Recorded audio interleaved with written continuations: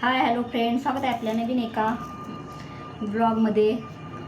तर बघा, खूप दिवसांनी ब्लॉग बनवत आहे. उन्हाळ्याची सुट्टी लागली होती, माहेरी गेले होते. माहेरचे काय ब्लॉग शूट केले नाही, कारण आमच्या बहिणींना जास्त आवडत नाही. जरा म्हणलं माहेर पण एन्जॉय करावं. कसं आहे, सासरी तर आपण कामं करतोच, तसंच म्हणलं माहेरी पण जरा आईला आराम द्यावं. त्यामुळे ह्यावेळेस सगळ्या बहिणींनी मस्तपैकी एन्जॉय पण केला, कामं पण केली. घरातले शांतता आहे. गुरु आणि रिया गेलेले आहेत पुण्याला शॉपिंगला. माझं चुलत भावाचं लग्न आहे ना, त्याची खरेदी करा. आता म्हणलं 2 वाजलेत, त्यांना यायला टाईम लागत, तोपर्यंत आपण जेवण करूया.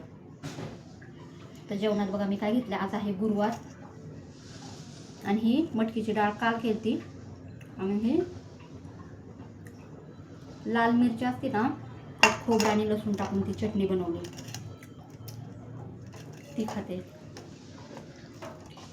डाळ थोडीशी शिल्लक राहिलेली, म्हणलं टाकून कुठं द्यावी ना, खाऊन माजावं, टाकून माजू नये.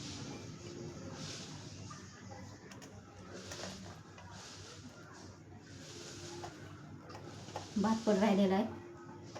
आता हे काय गेलेत, म्हणलं बाहेर जेवून येत्या.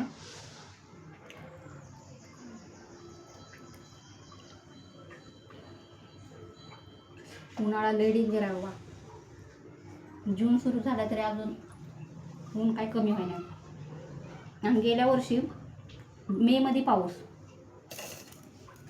आणि यावेळेस अजून पाऊस नाही.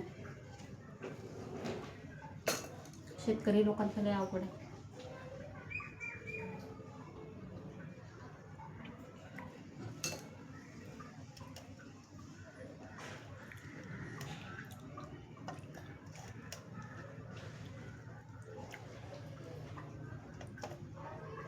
चटणी लयच तिखट आहे.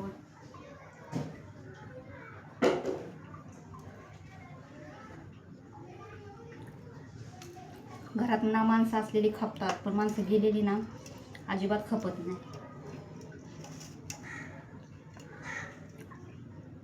आमच्या पण आता आम्ही माहेरी गेलतो ना, 5 बहिणी, त्यांची मुलं, मम्मी पप्पा भाऊ, इतकी गर्दी, गोंधळ, कालवा, मुलांची भांडणं, आमची चिडचिड. मग कारण माझा मुलगा आणि 3 नंबरच्या बहिणीचा मुलगा भांडायची पण, गोड पण व्हायची. पण ते ना आनंदाचे क्षण खूप मिस करतो. वर्षातून एकदा जायला भेटतं.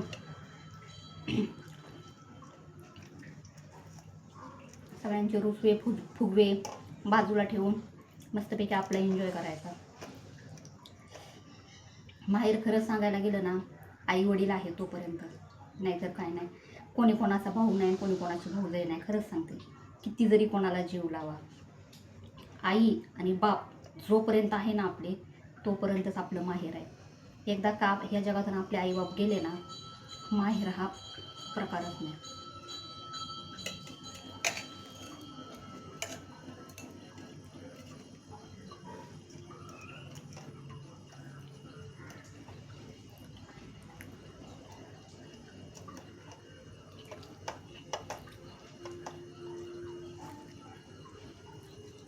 रडायला खरं नाले येतो बरं का. असं कधी पण मी माहेरी जाऊ द्या, खूप आनंदात जाते.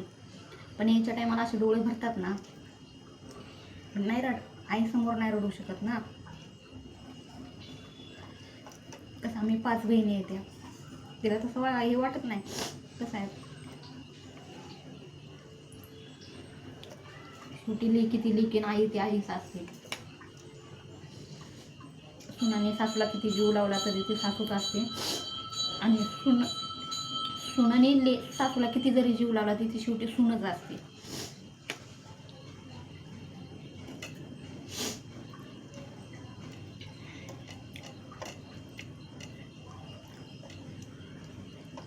ह्यावेळेस सुट्टीला गेलते ना मी, खरंच ठरवून गेले होते.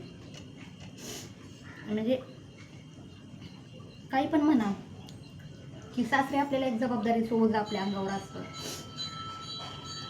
की हे काम करायचं आपल्याला, आपल्या मदतीला कोणी येणार नाही. तसं माहेरी नसतं ना. माहेरी आपण उठायच्या आधी आपल्या स्वयंपाक करून ठेवतो.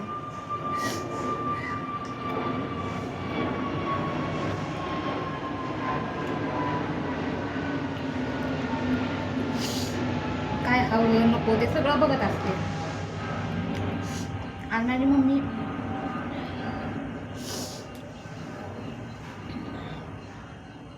आम्ही 5 बहिणी, 5 बहिणींची लग्न झाली. प्रत्येकीला म्हणजे मुलं बाळा आहेत. सगळ्यांचं माझ्या मम्मीने खूप भारी केलं आहे. आणि संस्कार पण खरंच खूप चांगले लावलेले आहेत तिने प्रत्येक मुलीला पण तिच्या.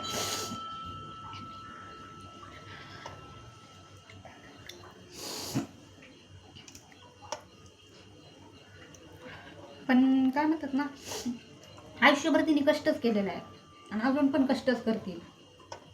अजून पण तिच्या संसारासाठी ना अजून पण कष्टच करते, अजून पण लढते. आता माझ्या पुरींना ना काहीच कमी पडू नये.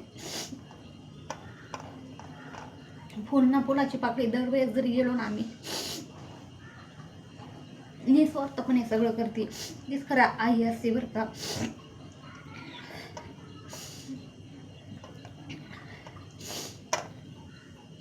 तसं ह्यावेळेस मी पण गेले ना दरवेळेस तर जरा एन्जॉय करते, म्हणजे आराम करते. माझ्या बहिणी असतात बारक्या, त्या कामं करतात. शक्यतो मी कामं करणं टाळते, कारण मला पण इथं काम असतं ना. मला ना असं वाटतं 4 दिवस गेलं ना निवांत आराम करावा. पण ह्यावेळेस पण मी माझ्या मम्मीला मदत करू लागला. आपण लेकी जर तिला सुख देणार नाही 4 दिवस तर कोण देणार. पण आम्ही ना 8-15 दिवस होतो ना, पण अजिबात तिच्या हाताला दम नव्हता.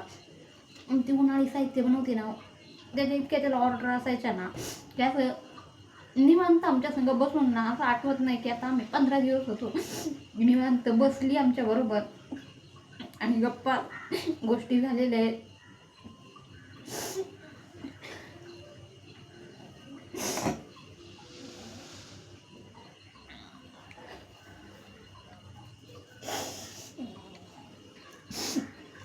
खरंच मला ना, ज्या दिवशी मी माहेरवरून आली ना त्या दिवशीच मला व्हिडिओ शूट करायचा होता बरं का. पण ना कामाच्या ह्याच्यामुळे ना मला जमलंच नाही. आज जरा निवांत आहे ना, म्हणून म्हणलं शूट करावं. मनात ना दुःख खूप साचलेलं असतं, पण त्या भावना असतात ना तर कधीच व्यक्त करू शकत नाही आपण.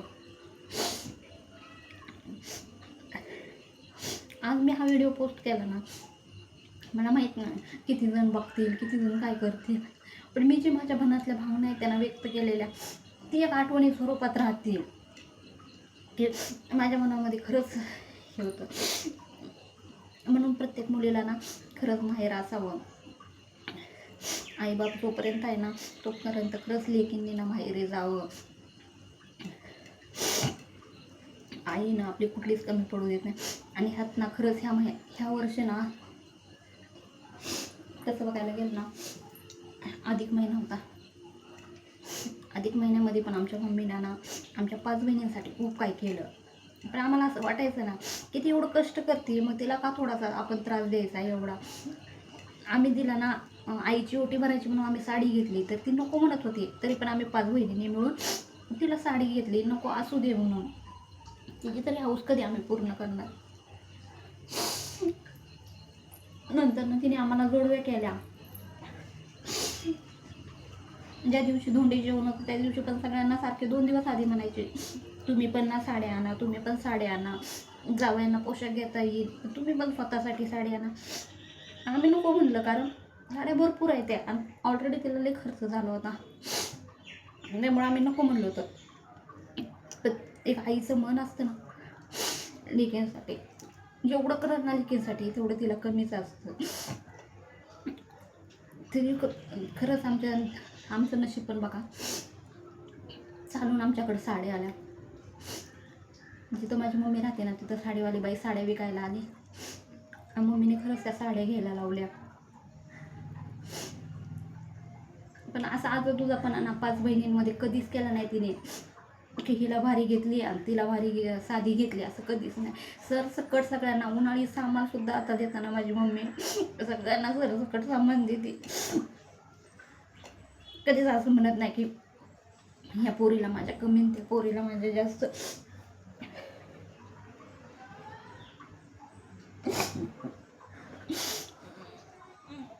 आईसमोर तर मला आता नाही ना रडता येत,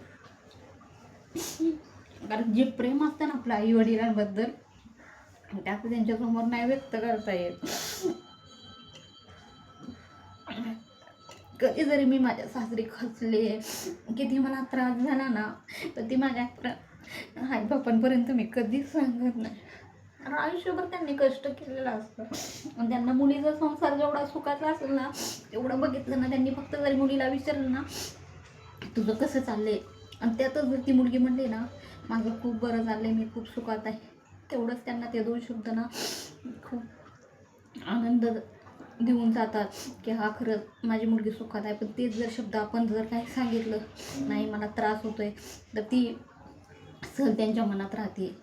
की कसं आहे मुलीचं लग्न, आईवडिलांना कसं असतं माहिती आहे का, मुलीचं लग्न केलं तरी टेन्शन असतं, मुलीचं लग्न नाही केलं ना तरी आईवडिलांना टेन्शन असतं. कारण केलं तरी मुलीच्या घरचं कसं आहे ह्यासाठी ते झुरत राहतात, आणि नाही केलं तर 4 लोकांची बोलणी ऐकावी लागतात की अजून वय निघून गेलं तरी मुलीचं लग्न नाही. तसं माझ्या आईबापांनी 5 बहिणी आम्ही, पण 5ही मुलींची खूप चांगली लग्न करून दिले, सगळ्यांना चांगल्या घरामध्ये दिले. सगळ्या बहिणी एवढ्या समजूतदारपणे खरंच राहतात ना, खरंच अजून काही बोलायला गेलं मला लई रडायला येतं. खास करून माझ्या मम्मीबद्दल तर ना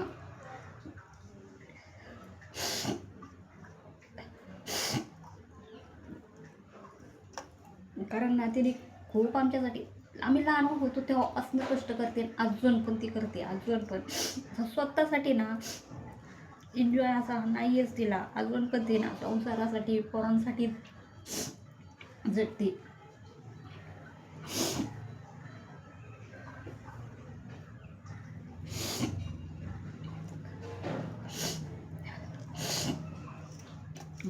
मला खरंच लई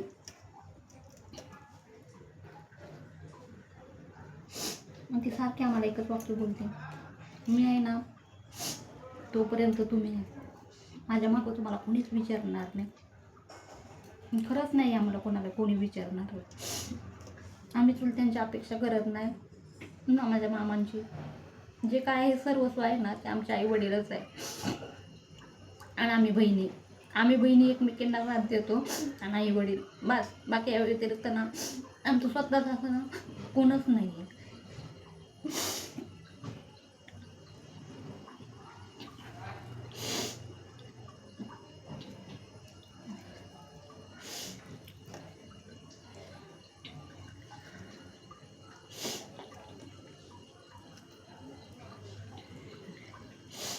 बाहेरातली म्हणतात ना चटणी भाकरी पण गोड लागते.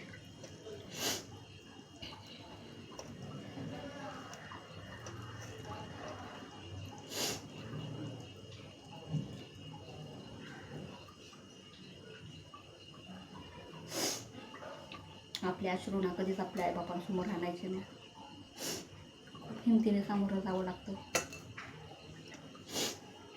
आईबापांना त्यांचे अश्रू त्यांचं दुःख कधीच मुलींसमोर किंवा मुलासमोर कधीच आणत नाही, जेणेकरून आपल्यामुळे त्यांना त्रास होईल असं ते कधीच करत नाही.